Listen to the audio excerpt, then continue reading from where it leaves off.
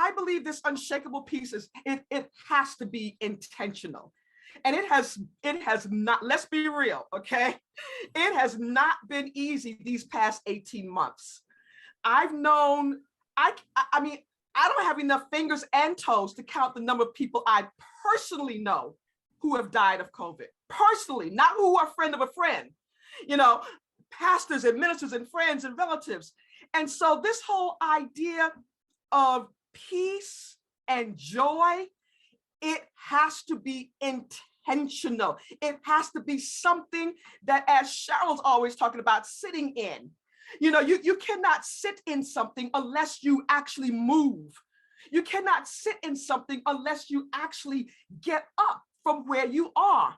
And so the whole idea of peace, the whole idea of unshakable joy, it's something that must be intentional.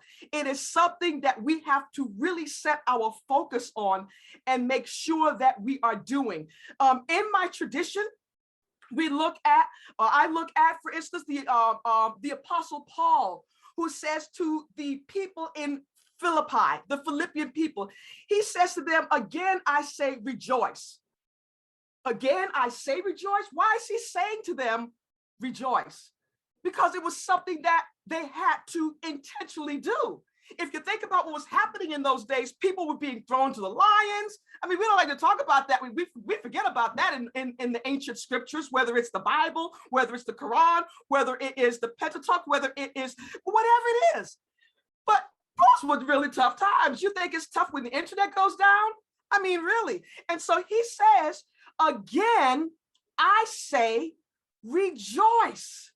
In other words, you must understand that your joy and your enlightenment, that next level, that it must come from a place where you are moving from where you are spiritually into another place. And that's what it means for me to sit in the chair of joy, to physically, to spiritually move with intention.